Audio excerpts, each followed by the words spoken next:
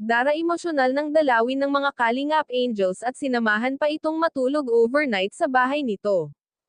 Bago ko umpisahan ang maiksing reaction video na ito, hiling ko lang na tapusin ang panunood nito para malaman ang nilalaman nito, at kung bago ka pa lang sa munting channel na ito, paki-subscribe para lagi kang updated sa video ng mga Kalingap at pakisuportahan ang ama ng Kalingap na si Val Santos Matubang, Ate Edna Vlog at si Kalingap Rab.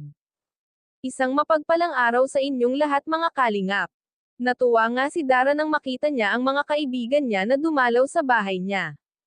Talagang humanga ang mga Kalingap Angels sa bahay niya at napakalinis nito. Naiinggit nga sila kay Dara at may sarili na itong bahay at napakaganda pa. Naiintindihan naman ni Dara ang mga Kalingap Angels kung bakit hindi ito nakarating dahil may mga exam ito at hindi pwedeng mag-absent sa klase.